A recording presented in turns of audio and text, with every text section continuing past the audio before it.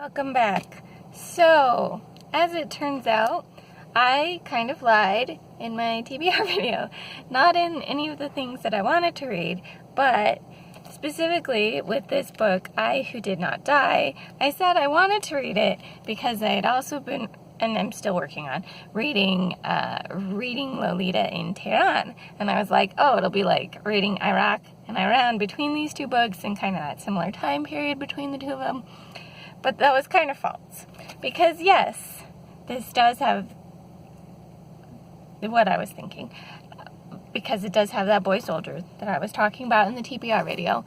However, what I did not notice is that this book is actually about two people. It has two authors, you may notice. So it's actually two soldiers who fought during that war. One from Iraq and one from Iran. And then the boy soldier saves the older man, who I believe was the Iranian, and he was from Iraq. I might have the two confused. I apologize for that, the countries' names being so similar. Sometimes my brain mixes it up. But in any case, they're on the opposite sides.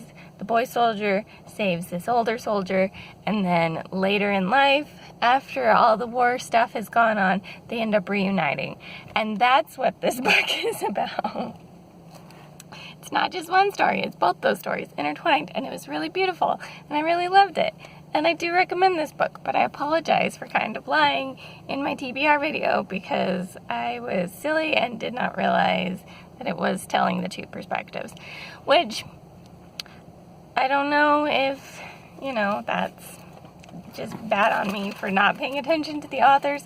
Because sometimes with memoirs and things, you'll get sort of like a ghostwriter type thing where someone helps a person tell their memoir. And so if I had even noticed the two authors, that's probably what I thought was going on. Also, I guess, to kind of explain it, because I had started the book, this prologue is, I don't know how to say his name, but Naja, I want to say, of the two. Naja's story is the prologue, where the boy soldier finds him and then does not kill him. And that's the prologue.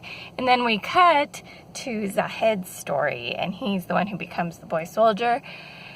And so I was like, oh, he becomes the boy soldier, and then eventually we'll get back to the prologue scene in his life, was what my brain assumed, having not paid enough attention to anything. But no, it starts with that kind of midpoint where they meet, and the boy soldier saves him as the prologue, and then we go back in time to events before that for both of them that lead up to when they meet, and then we go through events after they meet, and then their reunion at the end. So, that was my mistake. I apologize, but I do highly recommend this. It was a fascinating read, and I was so intrigued to see once I figured out that it was the two of them and that they were going to reunite. I was so intrigued to see how some of their stories kind of paralleled each other and to see how those parallels ended up tying up with them reuniting and stuff. It was a really cool story and a really interesting perspective on war through all of that. And so yeah, I highly recommend it. It's one of those things that if you can find it, I definitely recommend picking it up if you like memoirs and that sort of thing.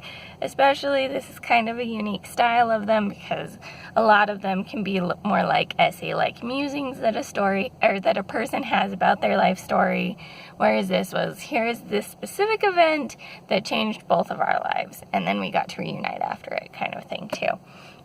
So a very unique perspective on a lot of fronts, and I really recommend it. But yeah, go read this.